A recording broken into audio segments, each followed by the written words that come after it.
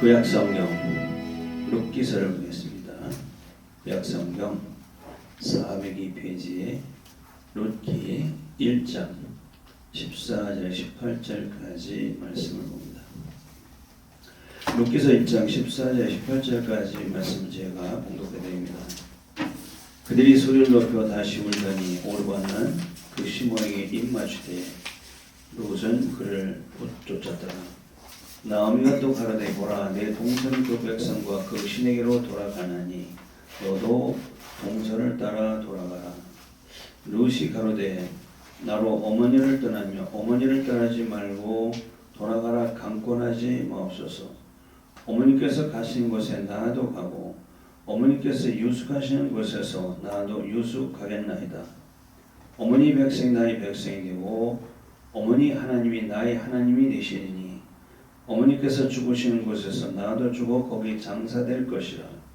만일 내가 죽는 일에 어머니와 떠나면 여호와께서 내게 벌을 내리시고 더 내리시기를 원하나이다. 나오미가 룻의 자기와 함께 가기로 굳게 결심을 보고 그에게 말하기를 그치니라. 아멘. 룻기서 1장 14절 18절 말씀을 중심으로 어머니 하나님이 나의 하나님 제목으로 어버이 주일에 어린이 주일에 하게 주신 말씀을 받도록 합니다. 할렐루야. 할렐루야. 우리 서로 인사하여 성령 충만합시다. 서로를 축복해요. 주님 이름으로 축복합니다. 주님의 이름으로 축복합니다. 아멘. 왜냐하면 어린이 주일, 어버이 주일 하면 맨날 똑같은 말씀을 반복해서 어떻게 해야 되는데, 왜냐면은 하루만 어린이날이 아니라 하루만 어버이날이 아니라 우리는 삶 속에서 늘 자녀를 사랑하고 그렇죠. 삶 속에서 부모를 섬기고 공경해야 되는 것인데 지금 여건이 그렇게 되지는 못해요. 그죠? 왜 그러냐면은 삶 속에서 그냥 평범하게 효를 해야 돼요. 뭐 그날 하루 그날 좀 잘 좀 해드리려고 뭐 여행에다가 뭐 특별히 무슨 뭐 계획을 세워가지고 자녀에게 부모에게 잘해주려고 하다 보니까 괜히 부담이 커. 그죠? 부담이 커. 그냥 평상시에 부모님과 이심전심이 돼서 대화가 잘 통하면은, 그리고 이심전심 아버지 마음도 엄마 마음도 자녀의 마음도 서로가 알아주고 통하면은 그게 바로 효가 되는 거예요. 그게 자녀 사랑이 되는 거예요. 그런데 이게 안 되니까 갈등이 생기고 어떤 때 미움이 생기고 그렇게 되는 거 아니겠습니까? 그래서 가난농군 학교장의 그 삶 속에서 효를 우리가 이제 해야 되는데, 이제는 그런 효가 이 시대는 적용이 안 돼요. 그렇죠? 부모에게 효를 할 환경이 안 돼. 왜 그런 줄 아십니까? 핵가족이니까. 옛날처럼 대가족이 되어서 부모 형제들이 함께 살면은 이렇게 되는데, 이제는 핵가족이 따로따로 살기 때문에 안 된단 말이에요. 그렇죠? 거기다가 이제 요양원에 거의 다 가게 되니까 효를 하고 싶어도 못해요. 안 그렇습니까? 그래서 이 시대에 부모에게 효도를 하라는 얘기는 할 필요도 없어요. 사실은 맞지도 않아요. 그런 시대가 안 되기 때문에 사실 마음이 안타깝죠. 같이 살아야 되는데, 같이 살아야 부모님과 함께 신앙생활하는 거, 부모님을 모시고 신앙생활 할 수 있도록, 믿음생활 할 수 있도록, 이게 효란 말이 가장 큰 효라고 그랬죠. 그 효 10계명 중에서. 그리고 함께 살아야 부모가 뭘 물어보면은, 그죠? 잘 대답해야 되는데 한 달씩 궁금해도 물어볼 게 있어 물어보지도 못하지. 뭐 자녀들이 대답도 못하지. 함께 살아야 늘 부모 앞에서 정말 표정을 밝게 해서 부모님의 마음이 안심하고 기쁘게 해드려야 되는데 뭐 그런 표정도 좋은 일 있어도 부모님 그 즐거운 표정을 보여줄 수도 없고 부모님 앞에서 표정을 밝게 하셔야 돼요. 부모님 앞에서 늘 근심 어린 눈 괴로운 그런 모습으로 이렇게 부모 앞에 자꾸 보이면요 부모는요 매나 괴롭고 힘들어요. 그러니까 부모에게 요란다는 일상생활에서 내가 힘들고 괴로워도 부모님 앞에서는 표정을 좀 밝게 해야 부모가 걱정을 안 하지. 그죠? 그 부모는 밖에 일이든지 대소사 뉴스가 어두우니까 듣는 게 특별히 가족들, 대소사의 자녀들, 뭐 손자들 그렇잖아요. 그 궁금증을 잘 풀어줘야 돼요. 자, 얘기를 해가지고 그죠? 궁금하니까. 그리고 노인 된 그 소득이 없는 부모님은 그렇죠. 용돈을 작은 돈이라도 정기적으로 드리라고 했어요. 그래야 늙으신 부모님들 계획 있는 삶을 살죠. 그게 큰 돈 드리라는 게 아니에요. 노인이 무슨 큰 돈을 쓰겠습니까? 노인한테 아버지 어머니한테 용돈 드려봐야 그게 어디로 가겠습니까? 도로 손자들한테 가는 거예요. 사실은 그렇죠. 가까이 있으면 근데 뭐 볼 수도 없지. 그리고 가끔 가다가 나이 드신 부모님은 요새 그런 바깥에서 그 젊은 사람들이 잘 먹는 그런 음식은 별로거든. 그래서 형토적인 그런 음식을 사드리는 것이 좋아요. 집에서도 그걸 만들어야 되고 그리고 노인이 되면은 잘 예모를 잘 가꾸지 못해요. 지저분합니다. 그래서 예모를 좀 깨끗하게 해야 되고 그죠? 그리고 일거리를 좀 어떻게 알아서 만들어야 되고 소일거리를 그리고 친구를 좀 만나도록 그렇게 해줘야 돼요. 친구가 굉장히 중요합니다. 나이 드신 어른들은. 근데 뭐 친구 만날래도 교통편도 그렇고 문제는 물질도 없고 그래 얼마나 외롭습니까. 그리고 가끔가다 나이가 드신 아버지 어머니는 몸이 아파요. 말은 안 해요. 자기들한테 말하니까 우리 아버지 어머니는 아프지 않은 것보다 전부 다 그렇게 생각하고 우리 아버지 어머니는 아프지도 않은가 봐. 말은 안 해요. 자기들한테 걱정을 줄까 봐 가지고.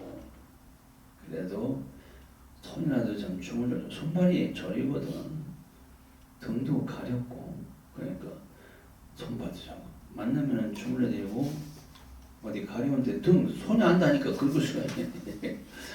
저 긁어도 좀 드리고 이거 뭐 그런 게 아니에요. 그죠? 삶 속에 평범한 삶 속에 사는 그런 효인데 이게 안 된단 말이에요. 왜? 함께 살지 않으니까. 그죠? 그리고 더 몸이 불편하면 요양원에 다 보내니까 아예 이 시대는 효라는 것은 그림의 떡이다. 그래서 뭐하냐는 그 효에 대해서 강단에서 계속 설교로 해본들 그거 다 그림의 떡이고 그래서 그러니까 뭐 상식적인 그런 얘기는 효에 대한 얘기는 이제 그만하기로 하고 그렇죠? 그만하기로 하고 어쨌든 삶 속에서 평범한 그 효를 평상시 하도록 하시면 돼요. 가장 중요한 것은 서 마음이 통해야 돼. 이심전심이 되면은 그게 효가 된단 말이에요. 근데 이게 안 돼. 그렇죠? 그런 것도 이제 알아두시면 좋겠죠. 세상에 어느 부모가 자식들한테 힘들게 사는 부모들한테 자꾸 뭘 요구하겠어요? 안 하지. 안 합니다. 그것도 알아주는 것이 이심전심 아니에요? 자식들이 얼마나 밖에서 그 생존 경쟁 속에서 직장생활 사업하면서 그 약육강식의 그 사회에서 얼마나 힘들게 살아간다는 걸 부모가 모르나요? 알죠. 안단 말이에요. 그렇게 이심전심이 되면은 그게 효과가 된다, 성김이 된다는 것도 이제 우리가 알게 되죠. 자, 성경을 보면 말이에요.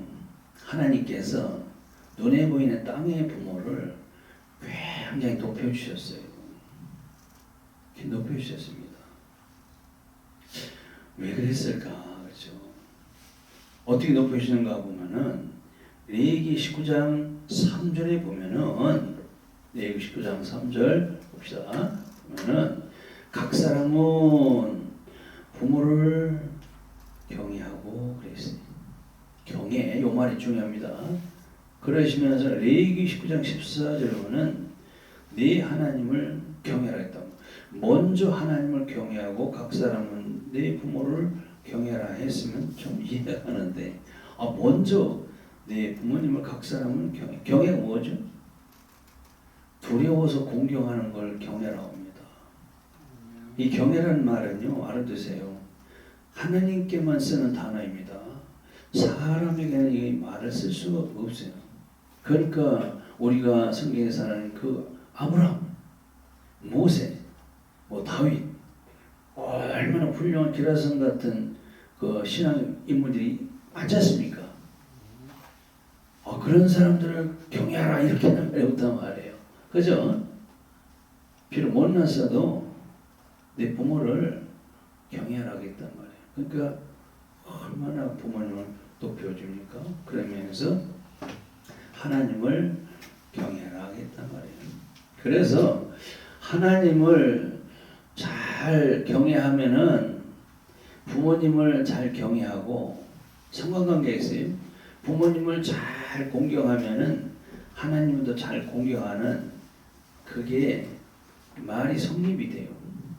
그런데 하나님을 잘 공경한다고 하면서 부모를 공경하지 않는다든지 부모를 잘 공경하는데 하나님을 공경하지 않는다면은 이게 공경이라는 말이 경외라는 말이 성립이 안 된다는 겁니다. 그래서 성경에서는 이 부모 공경에 대해서는 해도 그만 안 해도 그만 그게 아니에요. 그래서 하나님께서 10계명 중에서 제5계명에 그 부모를 공경하라고 분명히 주셨죠. 십기 10장 12절에 내 부모를 공경하라. 그리하면 너희 하나님 나 여호와가 내게 준 땅에서 내 생명이 길리라 했어요. 다른 계명에는 이 조건부가 안 붙어 있었거든요. 근데 여기는 조건부 축복이 붙었단 말이에요. 그리하면 뭐하면 부모를 공경하면은 하나님 준 이 땅에서 내가 잘 되고 내 생명이 길리라 그랬단 말이에요. 조건부 축복을 주시는 명령이에요. 그래서 이걸 해도만 안 해도만 아니라 하기 싫어도 해야 돼요. 왜냐하면은 하나님 명령이기 때문에 그렇습니다. 그래서 에베소 6장 1절에서 4절을 보면은 더 자세히 또 우리에게 또 가르쳐 주시죠. 에베소 6장 1절 4절 보면은 뭐라고 했습니까? 자녀들아 너희 부모를 주 안에서 순종하라. 이것이 옳으니라. 네 아버지와 어머니를 공경하라. 이것이 약속 있는 첫 계명이니 이는 내가 잘되고 땅에서 장수하리라. 이거 조건부 축복이 거기 있습니다. 그렇죠? 주 안에서 믿음 안에서입니다. 순종하라고 말이에요. 공경한다고 하면서도 순종하지 않으면은 순종이 우선입니다. 그래야 부모님을 공경해야 되는 것이지. 순종도 하지 않으면서 어느 때 좋은 음식 사준다 해서 그걸 부모 공경이라고 할 수 없게 되겠죠. 그래서 거기에는 약속이 붙었어요. 내가 잘 된다고 말해요. 그렇죠? 잘 되게 해주죠. 그리고 땅에서 장수하리라. 그렇지 않습니까? 부모 공경은 이렇게 하나님께서 조건부 축복을 주셨다는 것이 참 우리에게 꼭 알아둬야 되는 일이겠죠. 그러면 자녀들에게는 어떻게 되느냐? 오늘 어린이 주니까 사절 보면은 또 아비들아 너희 자녀를 노엽게 하지 말고 오직 주의 교양과 훈계로 양육하라 그랬어요. 그래서 자녀들이 학대를 많이 받는다고 그러는데 누가 자녀를 학대할까요? 남이 하나요? 아니요. 부모가 학대하는 겁니다. 부모가 자녀를 학대하는데 그래서 자녀는 그냥 사랑으로 이렇게 키워야 된다 이렇게 주장하는 분도 있는데 그것만도 아니에요. 물론 사랑으로 양육해야 되겠지만은 자녀가 자랄 때 그때 어떻게 하나님 말씀 주의 교양과 훈계로 양육하라고 했지 않습니까? 하나님 말씀으로 키우고 훈계도 하라는 거예요. 그렇죠? 그 자녀가 잘못할 때는 야단도 칠 줄 알아야 돼요. 더 잘못하면은 매로 그 잘못된 버릇을 다스려서 고치게 해야 되는 것이 성경에서 우리에게 주시는 자녀에 대한 사랑이라는 것을 알게 되지 않습니까? 그래서 부모를 공경해야 될 이유는 그냥 윤리 도덕적으로 당연한 거예요. 그렇죠? 근데 특별히 성도는 하나님의 명령, 10계명, 5계명이 있기 때문에 반드시 하나님을 섬긴다고 하는 모든 백성들은 부모를 꼭 공경해야 된다는 것이죠. 그러니까 하나님 명령을 지키면 어떻게 되는 거예요? 하나님에 순종하는 거죠. 그게 또 하나님을 공경하는 거예요. 그런데 그렇게 하지 않으면서 하나님 공경한다면은 이게 말이 효가 성립이 안 된다는 사실을 깨닫게 되죠. 자, 이런 축복을 약속해 주신 이 부모 공경인데 이 하나님 약속하신 이 어마어마한 축복을 아무나 받는 게 아니에요. 그렇죠? 누가 받겠어요? 부모를 모시는 자가 받는단 말이에요.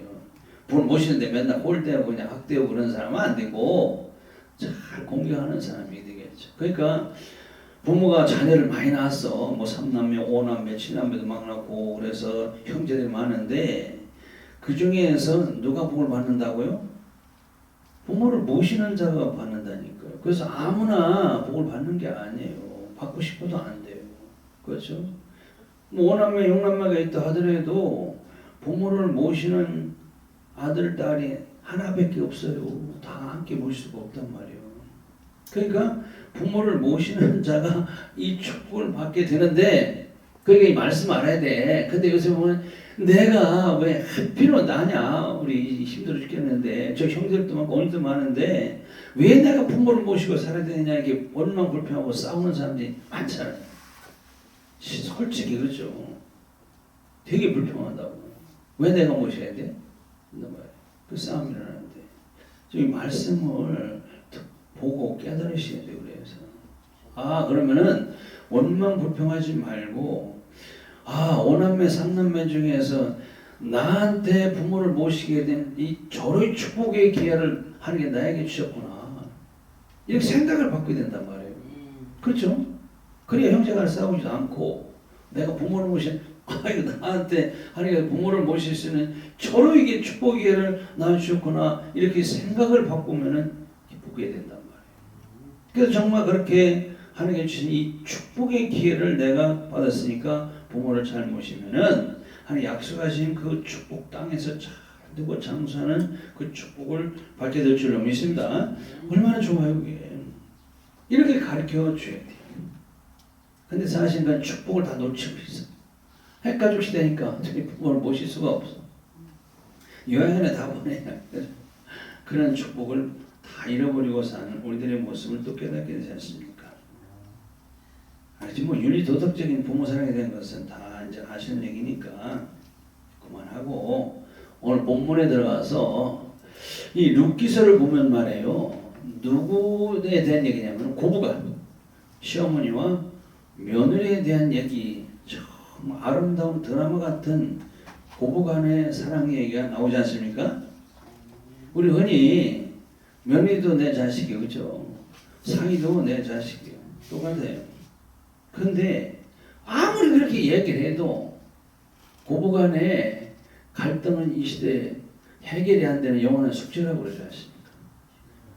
성경에서 이렇게 목사님이 며느리와 고부간의 이 룻기서를 통해서 서로 자식이요, 어머니요 이렇게 해서 사랑해줍니다. 얼마나 많이 듣고 읽고 있지 않습니까? 그런데도 해결해야 돼. 윤리 도덕적으로 세상에서도 다 상식적으로 이렇게 얘기를 하죠. 고부간에 자식도 사위도 자식이고 딸도 내 딸이고 내 자식이고 어머니 시어머니도 내 어머니고 그렇게 사랑하라고 얼마나 많이 가르치는데도 영원한 숙제 잘 안 된다 그 말이에요. 아니 뭐 세상은 그렇다 하더라도 우리는 이제 성경에서 보니까 아룻기서를 보니까 이거는 진짜 우리가 꼭 그렇게 해야 되는구나. 며느리 자식으로 시어머니 어머니로 며느리를 내 딸로 사랑하는 고부간에 될 줄로 믿습니다. 그걸 알아야 돼요. 그런데 그렇게 되면은 성경적 원리를 좀 알아야 돼요. 그래서 오늘 본문에서 다시 들어가 보면은 어떤 교훈을 주신지 알아봅시다. 룻기서의 주인공이 룻이에요. 그죠? 룻이라는 여인입니다. 며느리죠. 둘째 며느리. 이 룻이 주인공이기 때문에 그래서 룻기서라 이렇게 얘기합니다. 당시 상황이 어떤 시대였냐면 사사시대라고. 사사시대는 왕이 없어. 이스라엘 나라에 왕이 없이 사사가 다스리는 시대를 사사시대라고 합니다. 그 백성들의 구심점이 되는 왕이 없으니까, 그죠? 왕이 없으니까 백성들이 어떻게 사냐면은 그냥 자기 소견에 오른 대로 그냥 살아. 그 제멋대로 산다 그 말이에요. 아주 방종하고 산다 그 말이죠. 그러다 보니까 얼마나 죄를 많이 짓겠습니까? 그렇죠? 자기 마음대로. 그런 시대에 베들레헴에 엘리멜렉이라는 사람이 살고 있는데 그 사람이 나옴이라는 그 아내와 말년과 기란의 두 아들 요 네 식구가 살고 있었어요. 엘리멜렉의 가장이 나옴이라는 아내와 말년과 기란 두 아들을 데리고 사는데 그때 그 베들레헴에 큰 흉년이 들었어요. 흉년. 여기 들면은 먹을 게 없어요. 그렇죠? 그럼 가장이 어떻게 했어요? 처자식을 먹여 살리려면은 이거 보통 문제가 아니지 않습니까? 그래서 가만히 소식을 들어보니까 저쪽 강 건너 모압 땅, 다른 나라죠. 모압 땅에는 먹을 게 많이 있다고 하더라. 그 흉년이 있다더라. 그러니까 처자식을 먹여 살리기 위해서 베들레헴을 떠나서 어디로 가느냐? 모압 땅으로 갑니다. 그렇죠? 거기 가서 행복하게 잘 살면 좋겠는데 기가 막히게 거기 가서 얼마 있다가 가장인 엘리멜렉 남편이 죽었어요. 그죠? 그래서 10년 세월에 말년과 기는 두 아들이 모압 여인을 아내로 받아 들어가지고 결혼해가지고 이제 큰 며느리가 오르바라는 며느리고 둘째 며느리가 룻이라는 며느리 이제 그렇게 행복하게 살 줄 알았는데 10년 세월에 자식도 낳지 못하고 두 아들이 다 죽었어요. 그렇죠? 그러면 남은 사람들 세 여인만 남았어요. 세 과부만 남은 홀로 된 여인만이 남아있다. 그 말이죠. 불행하게도.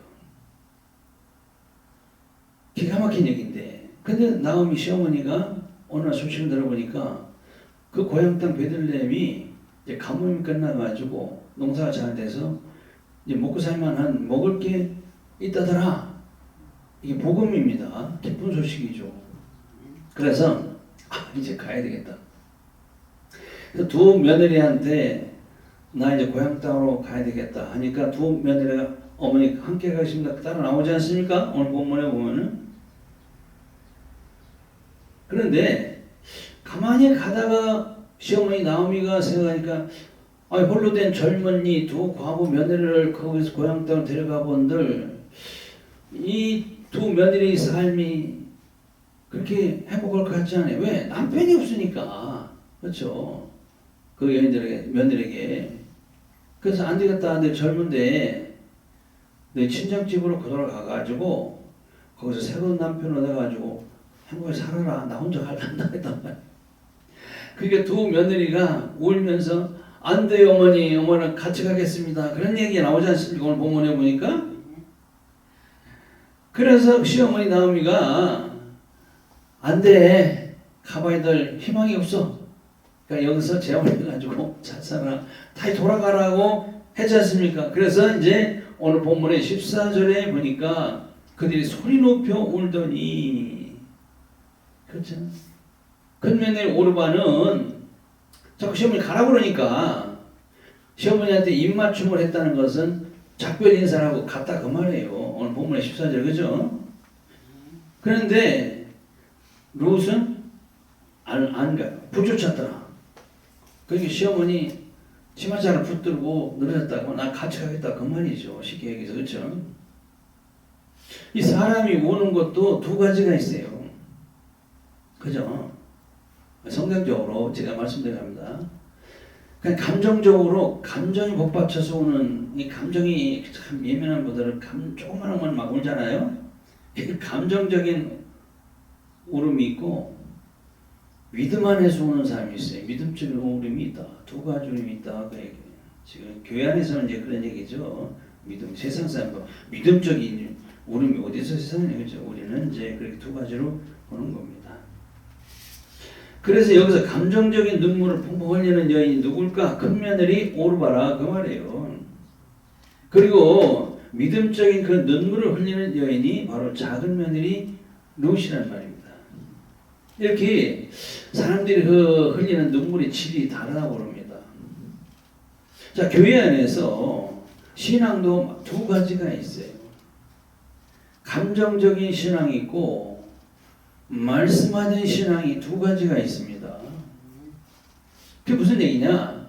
감정적인 신앙을 가지는 성도는 감정이니 감정으로 예수 믿으니까 기분이 좋고 나쁨에 따라 자꾸 변덕이 심해. 그렇죠? 굉장히 변덕스럽습니다. 보면 알아요. 보면. 기분 나쁘면 그렇죠?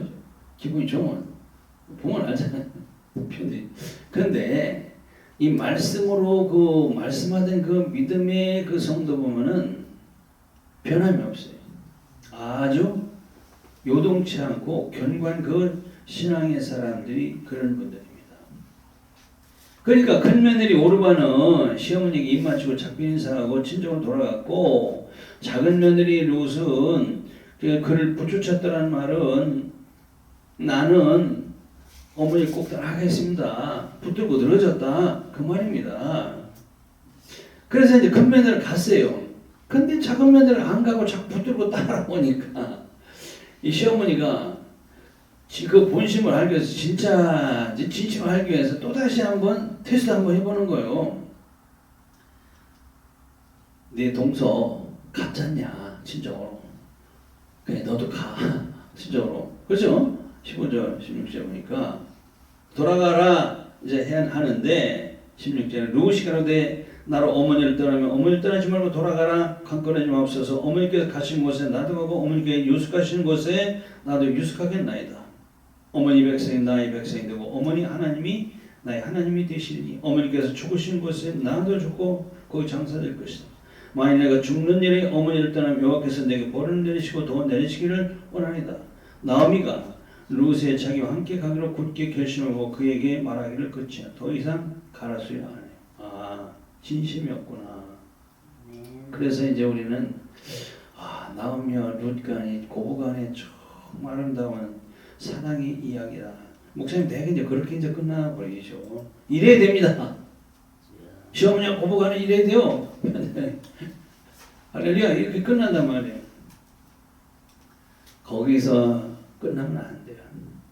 이 룻의 고백이 뭐냐면은 바로 성도들의 신앙 고백이 된다 그런 얘기입니다. 성도의 신앙 고백이. 그래서 말씀 다시 정리해 보면은 자 엘리멜렉의 그 가정이 언제 불행이 닥쳤느냐 그거죠.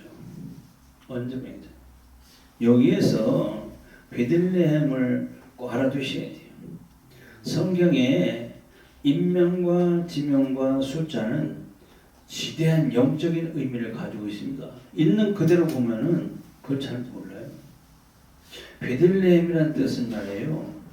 떡집이라는 뜻입니다. 떡집. 알죠? 그렇죠? 베들레헴 떡집. 배의 집이고 레헴은 떡이라는 떡집. 떡이 나오는 집인데 베들레헴이 우리에게 이 시대에 뭐냐 그 말이에요. 그냥 뭐 이스라엘은 베들레헴이겠지. 예수님 탄생한 시간 다 아는데 그렇게 말하면 안 되니까 떡집. 이제 바로 주님 가르쳐 주셨잖아요. 오병이에서 내가 떡이다 그랬지 않습니까? 내가 하늘에서 내려온 떡, 산 떡, 참떡, 생명의 떡이다. 그래서 베들레헴은 말씀이 나오는 교회를 의미하는 것이구나. 바로 교회를 의미합니다. 그러니까 그들에게 왜 흉년이 왔냐? 아까 방종하며 살다잖아요. 하나님을 제대로 안 섬기고 제 멋대로 살면은요, 교회를 중심으로 살면 그게 아닌데 자기 멋대로 살다 보니까 바로 말씀의 흉년이 왔다, 그런 얘기입니다. 말씀의 흉, 반드시 그렇게 됩니다. 이 시대 성도에게도 교회를 떠나면은 하늘의 그 말씀 양식이 완전히 떨어져 버려요. 흉년이 그대로 오게 됩니다. 영혼이 죽어요. 그들이 언제 과부가 됐죠? 베들레헴을 떠나서 모압으로 가니까 다 과부가 됐어요. 홀로 된 여인이 됐다 그 말이죠. 똑같아요. 이 시대도 우리 성도님들이 말씀이 나오는 교회, 말씀 있는 교회를 떠나서 방종하고 살면은 분명히 말씀의 기근과 기갈이 오게 됩니다. 흉년이 오게 돼요. 그리고 홀로 된 여인이 되어버려요. 무슨 얘기냐면은 우리 남편 대신 주님이 떠나셔요. 똑같은 얘기예요. 똑같은 얘기입니다. 지금 룻기서의 그때 그 상황이 현재 우리들에게 똑같이 되어지는 거예요. 이게 중요하지 않습니까? 제가 그래서 그걸 잡고 현실에 맞게끔 말씀을 전하는 거예요. 바로 베들레헴이었구나. 그러면 엘리멜렉은 무슨 뜻일까? 엘리멜렉은 하나님 왕이시다 이런 뜻이에요. 나음이 무슨 뜻일까? 나의 기쁨이라는 뜻이에요. 말로는 무슨 뜻일까? 말로는 슬픔이라는 뜻이에요. 기련은 무슨 뜻일까? 병이라는 뜻이에요. 그래서 나오미는 남편 엘리멜렉이 있을 때 기쁨이 있는 거예요. 남편이 있을 때 기쁨이 있죠. 나오미. 그런데 남편이 죽으니까 20절에 보면 나를 나오미라 하지 말고 나를 마라라 하라 하지 않습니까? 마라는 쓰다는 얘기예요. 그러니까 남편이 죽어서 없으니까 홀로 된 여인은 마음이 쓰겠죠. 똑같은 얘기예요. 하나님이 나를 떠나면은 우리 성도들이 마음이 늘 써요. 그렇죠. 즐거움이 없어요. 마찬가지. 역시 교회를 떠나면 똑같아요. 말년과 기련, 베들레헴을 떠났더니 병이 들어서 죽는 슬픔을 당했어요. 그렇죠? 말년은 바로 슬픔이고 기련은 죽음이라고 하지 않습니까? 다 병이라고 하지 않습니까? 그러니까 다 죽어서 병이 들어서 슬픔을 당하게 되지 않습니까? 그리고 오르반은 뭐냐? 목덜미란 뜻이에요. 베들레헴을 가야 되는데, 교회를 가야 되는데 오르반을 가려고 하다가 친정이라는 그 뒤에서 목덜미를 잡아당겨가지고 친정 돌아갔다 그 말이에요. 오늘도 오늘 교회 나오려고 하다가 누군가 내 목덜미를 잡아가지고 교회 못 가게 하는 경우가 똑같아요. 누군가 부모가 자기들 가려고 돼. 야 오늘 어디 가자 해서 못 가. 목덜미 잡혀 돌아갔어. 아내가 남편이 똑같은 얘기입니다. 목덜미. 룻은 뭐냐? 베들레헴에 갔죠. 교회 갔어요. 그래서 자손이 된 성도의 상징이다. 그런 얘기입니다. 그러면은 룻이 언제 신랑을 만나 다시 또 재혼해가지고 행복하게 살게 되느냐? 시어머니가요. 끝까지 죽으면 죽으라고 그 나오미를 따라간 룻에게 시어머니가 중매를 합니다. 그렇죠? 누굴 중매? 며느리 작은 며느리 남편감을 중매했다고 말이죠. 보아스라는 큰 부자 능력자를 중매해 가지고 그때 룻이 그와 결혼해서 고생 끝 행복 시작 그렇게 되는 내용이 바로 룻기서입니다. 그래서 시어머니 중매는 나오미가 누구일까? 그렇죠? 바로 이 시대 주의 종의 상징이라고 했어요. 성령님이라고 해도 상관이 없어요. 왜? 주의 종 심령에 성령께서 계셔서 성령 쫓아 행하기 때문에 똑같아요. 그래서 주의 종도 내 심령에 계신 성령께서 떠나시면은요 기쁘지를 않아요. 마음이 썩어집니다. 마라가 된다는 것이죠. 똑같아요. 그래서 목사님과 성도 간에는 시어머니와 며느리 간의 관계와 똑같은 거예요. 그래서 늘 참견을 합니다. 목사님이 성도들이 일일이 자꾸 참견하지 않습니까? 시어머니가 며느리를 참견하듯이 똑같아요. 그런데 며느리가 시어머니가 참견한다고 순종을 안 하면요, 시어머니 굉장히 힘들어요. 그죠? 똑같아요. 며느리가 말을 한다면 시어머니 얼마나 힘들겠습니까? 똑같아요.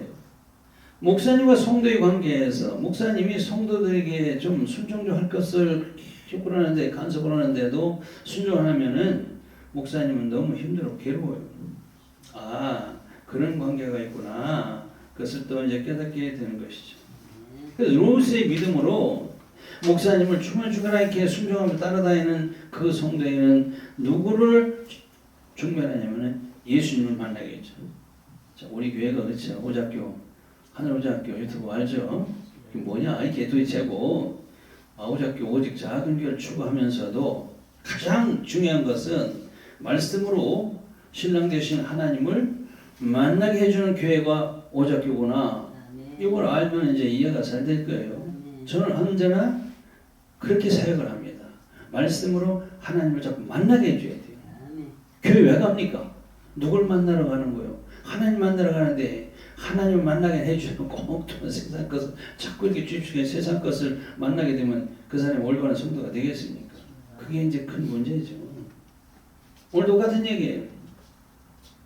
그래서 사도 바울은 자신을 고린도후서 11장 2절에 봅시다. 거기 보면은 뭐라 하시면 내가 하나님의 열심으로 너희를 위해 열심을 내는 내가 너희를 정결한 처녀로 한 남편이 그리스도께 드리려고 중매하며 했어요. 아, 목사님이 중매장이구나. 무슨 중매장이요? 예수님 신부된 성도들과 예수님과 만나게 해서 결혼시키는 거. 임마누엘. 이게 바로 목사님이 사모님이구나. 이런 것도 성도들이 알아두시면 좋아요. 아, 근데 우리 목사님은 교회 가니까 좀 말씀으로 좀 하나님 만나게, 주님 만나게 해줘야지. 맨날 무슨 얘기만, 엉뚱한 얘기만 한다면은 이런 얘기만 안 되는데. 이제 눈치 바른 성도는 다 알아요. 그렇죠? 오늘 내가 하나님 만나러 교회 왔는데 말씀으로 오시지 않습니까? 눈에 보이게 하나님, 예수님 오셔요? 안 보이잖아요. 말씀 오신다고 했잖아요. 목사님 말씀으로 나를 주님과 만나게 해주는 것이구나. 내가 만나고 돌아가는 것이구나. 할렐루야. 그렇게 알아두시면 좋아요. 이제 말씀을 정리해요. 이제는 갈등과 분열과 대립의 시대예요. 그죠? 보면 알죠. 룻은 이 시대에 성도를 의미한다고 했어요. 그래서 고부 간의 갈등도 부모 자녀 간의 갈등도 주의종과 성도와 성도 간의 갈등 해결 방법은 오늘 룻의 그 믿음의 고백처럼 어머니 하나님이 나의 하나님이요 이 고백한 것처럼 그렇죠. 며느리 하나님이 시어머니 하나님이요. 그렇죠. 시어머니 하나님이 며느리 하나님이라고 그 말이에요. 부모의 하나님이 자식의 하나님, 자식의 하나님이 부모의 하나님이요.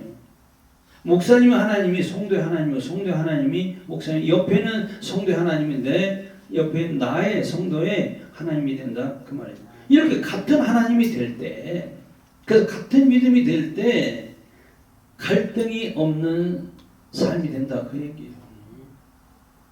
근데 보면 마치 서로 다른 하나님처럼 믿고 살고 있어, 그렇죠? 저 교회 다니는 권사님, 이 교회 다니는 권사님 서로 달라. 그래서 말도 안 해. 같이 기도하자고도 안 해. 옆에 교회가 있어도 아 우리는 어떤 교회인데 저 교회 하나님은 다른 것 같아. 안 해. 마지막으로 우크라이나와 러시아 전쟁 차별잖아요. 도대체 왜 안 끝나냐? 저 사람만 죽여가면서 그 종교가 무슨 종교예요? 똑같이 종교예요. 똑같이 종교란 말이에요. 똑같이 하나님은 종교란 말이에요. 러시아나 우크라이나. 근데 보면은 저렇게 서로 원수가 돼서 종전도 안 하고 기도하는 거 보면은 저들이 믿는 하나님 다르단 말이에요. 믿음이 다르다 그 말이죠. 그러니까 이게 안 끝나는 거예요.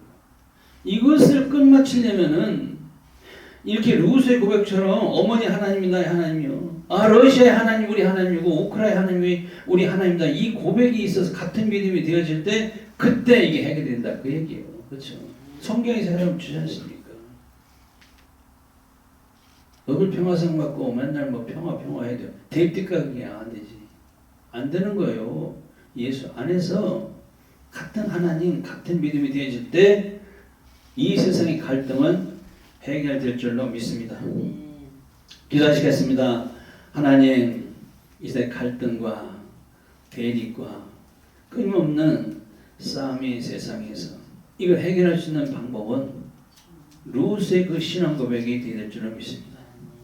어머니 하나님이 내 하나님, 루스의 하나님이 시어머니 하나님, 같은 하나님, 같은 믿음이 되어질 때 바로 이 세상의 갈등과 대립과 미움과 전쟁이 끝나게 될 줄로 믿습니다. 그런 믿음의 고백들이 되어지게 도와주시옵소서. 예수님 이름으로 기도합니다.